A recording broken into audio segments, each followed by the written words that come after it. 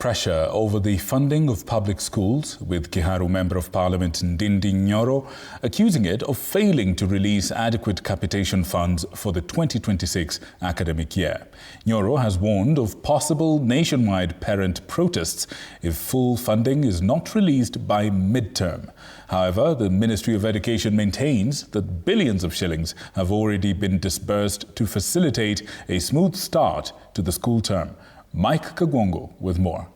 Kiharu Member of Parliament Ndindi Nyoro has raised concerns over what he terms as delayed and insufficient capitation to public schools, warning that the situation could trigger nationwide protest by parents. And by the time you are going to the midterm, we expect the government to have sent the real money for this term. Failure to which we are going to mobilize all the Kenyan parents to demand what is their right. And their right is that they pay taxes.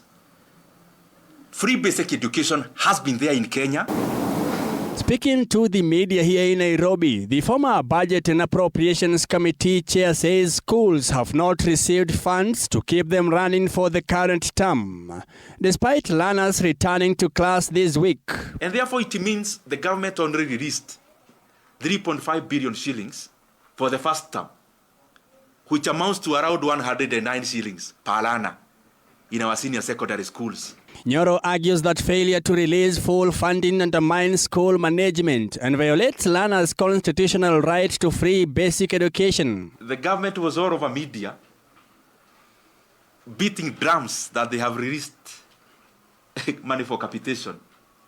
But they knew where the rubber meets the road, that there was no capitation that was released.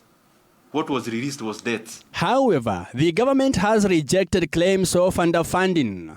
The Ministry of Education says it has already released 44.2 billion shillings in capitation funds ahead of the reopening of schools. Of the total amount, 3.7 billion shillings was allocated to free primary education, 14.5 billion shillings to free day junior school education, and 26.1 billion shillings to free day secondary education. Out of the 26 billion they released, they should face Kenyans and clarify this 26 billion shillings is for which term. And this is a very consequential question, even the principals are asking.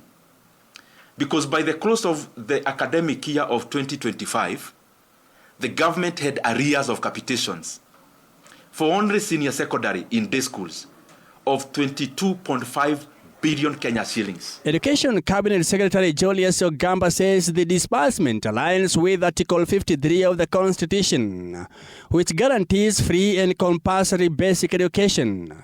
The ministry has also warned school heads against imposing extra levies, maintaining that capitation rates remain unchanged and sufficient to support school operations. Majority of the principals you find, they pass over that debt to the parents, kama imefichwa huko ndani. So the person who ends up carrying this burden is the parent of Kenya. So my challenge is for the government to be very clear-minded and communicate clearly to Kenyans.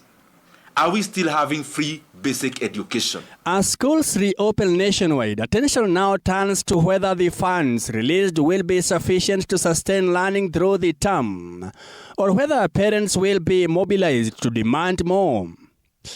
Mike Kagwongo, TV 47, Nairobi.